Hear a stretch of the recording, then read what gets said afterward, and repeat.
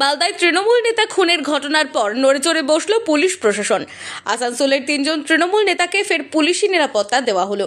আসানসোল পৌর নিগমের 78 নম্বর ওয়ার্ডের তৃণমূল কাউন্সিলর তথা তৃণমূল রাজ্য কমিটির সদস্য অশোক রুদ্র, পশ্চিম বর্ধমান জেলা পরিষদের সহ সভাধিপতি বিষ্ণুদেব নোনিয়া এবং পূর্ব বর্ধমান জেলা পরিষদের সদস্য রামকৃষ্ণ ঘোষকে পুলিশের দেওয়া হলো। প্রসঙ্গত, দিন কয়েক আগে মালদায় এক তৃণমূল নেতাকে গুলি করে খুন করা হয়েছিল।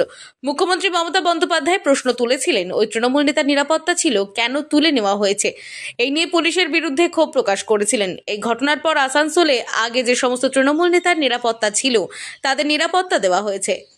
আমি জানি না কেনই বা আমার উঠেছিল আর কেনই বা আমাকে আবার দেওয়া হলো, এটা প্রশাসন বলতে পারবেন। যারা উইথড্র করেছিলেন, যারা আবার রিস্টেবল করলেন, এটা তারা বলতে পারবেন।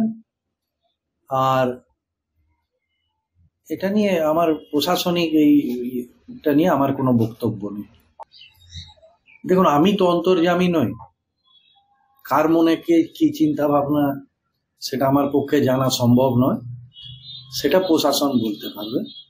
তবে আমার এর আগেও প্রায় 5 বছর ছিল, উঠে যাওয়ার সময় আমি সেই ঘটনাটা প্রশাসনের উপযুক্ত স্তরগুলোতে জানাই। এরপরে তো প্রায় ধরুন 2 বছরের ওপর আমার তো সিকিউরিটি ছিল না।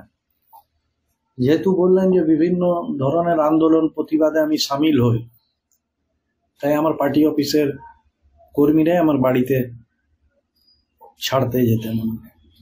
এরপরে হঠাৎ করে গত পরশু দেখলাম যে আমাকে সিকিউরিটি প্রোভাইড করা হয়েছে।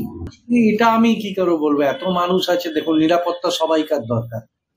একজন সাধারণ নাগরিক থেকে যত আপনি উচ্চ স্তরে যাবেন, বিষয় সেটা না। গোষ্ঠী কোন্দল, এই আপনারা যেগুলো বলছেন যে ইস্যুগুলো, সেগুলো প্রশাসন দেখবে।